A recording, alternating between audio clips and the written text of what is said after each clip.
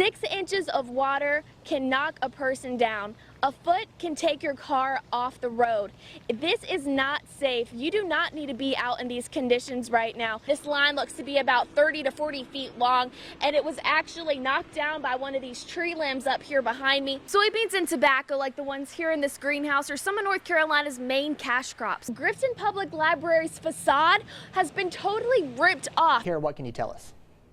Dylan, the North County Emergency Operation confirmed that the body was found along the side of the Neuse River. If you're familiar with Arlington Boulevard, you know that this road is a main way of travel for many of the folks here in Greenville. It's the day Wood Ducks fans have been waiting for all season long. It is opening day here at Granger Stadium. To know if you purchased a good Christmas tree, Mr. Henry says you can check out the needle. If it springs back, you know it's still fresh. What does this day mean for you? What are you excited about? It's adding more security cameras. Security officers are just being more aware. Religious leaders tell me they're doing their best to make sure their congregations feel safe. What is supposed to be a safe place violated. Rabbi Harley at Beit Shalom in Greenville calls this type of hate race-based nationalism. He says it's a global problem that must be fixed. That seems to be growing around the world as an epidemic. He says his staff and congregation at the synagogue are working to see the signs of these types of threats sooner and better. We have been planning and thinking about security for a long, long time. See something, say something. The synagogue is working closely with a national Jewish organization specializing in security,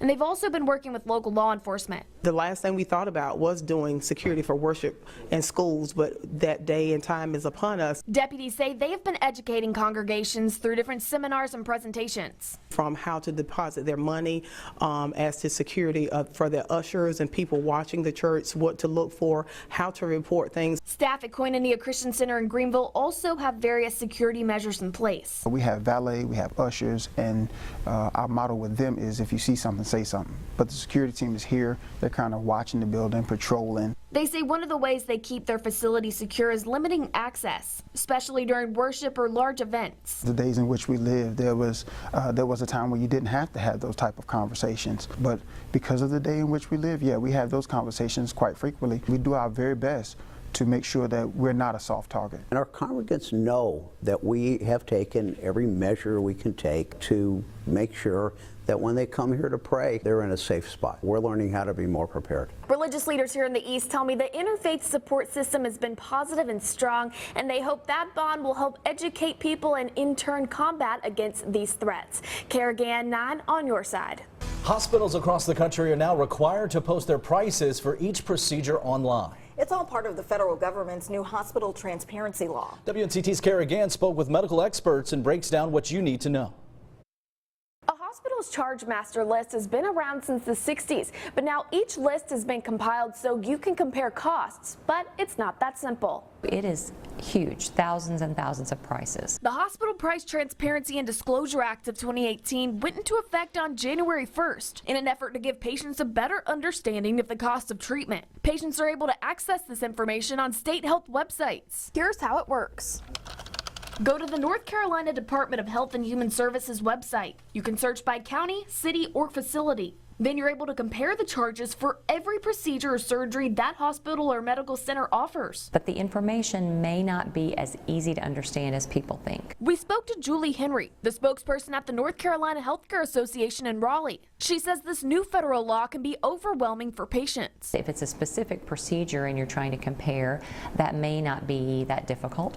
But if you're trying to itemize things that are going to be potentially part of your care, then that could be a little more confusing. Henry says at first glance, the charges can be frightening. And almost nobody pays that amount. So if a consumer is looking at that number as the number that they will pay, chances are that they probably will not pay that amount. One procedure may cost thousands of dollars. So I think it would be a mistake for people to look at it and consider it a price list. Henry adds there are a lot of factors that go into what you as a consumer will pay. Health insurance being the leading contender. But there's also a lot that goes into the way each hospital prices a procedure. Is an amount that's kind of determined by individual hospitals based on their own demographic. Are they a teaching hospital? Do they have a high percentage of uninsured population coming to their hospital? What charges do they need to set in order to continue meeting their mission to serve their communities? including Vidant Medical Center here in the East. Chief Financial Officer David Hughes explains what factors play into their charges. We're a level 1 trauma center, so we are trying to take care and be ready for the most complex patient that comes in 24/7. We're an academic medical institution where we're teaching the future physicians how to practice the medicine, so therefore our costs tend to be a little bit higher because of that. A procedure at one hospital 30 minutes down the road could cost you thousands of dollars more. That is hard for people to understand. It seems like the price should be the price. What is the patient population? How many times a specific procedure is performed? And what are the equipment repair needs? They have to consider all of those things when coming up with that number. It's not just an arbitrary, hey, I think we'll charge this. They really have to put a lot of thought into what that number is. Health experts say while the website may be easy to access, the information may not be easy to understand. I think hospitals are concerned about people getting the wrong information or getting not having the context for the information that's out there. Decoding how a procedure is labeled on the website is also an area of concern. As you get more involved in healthcare, you pick up a language that we need to make it simplified. However, there are some things that are just highly complex that make it very difficult to put in a very narrow 2-word, 3-word soundbite as to what it is. We have to do a better job of being able to make that more discernible for our patients. I think it's important to have information, and if you have the time, in other words, if you have a planned procedure coming up and you do have the time to do your research, then by all means do your research, but don't just use one thing as the basis for your decision. If you were buying anything else, would cost be the only factor that you would consider? That's the hard thing to put on one web page. Both the Healthcare Association and Vidant Medical Center say the best way to understand what you will pay after a hospital visit is to call the hospital and ask to speak with a financial advisor. In the studio, Gann, 9 on your side. It's the day Pirate Nation fans have been waiting for all year long. It's season opener. Go Pirates! Arrgh.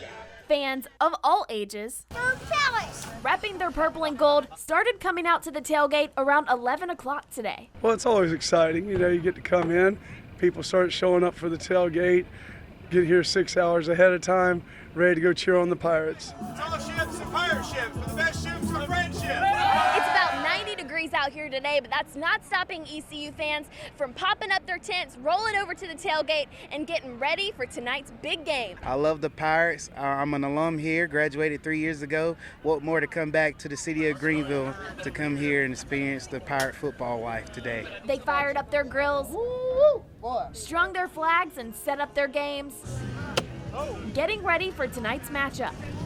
It's beautiful weather. Got all our friends out here. Got some burgers and dogs on the grill. This is football season. We are super pumped. We're excited. We've been out here since 9:45. Major Pirate fans behind me. We've been together for 12 years or so now.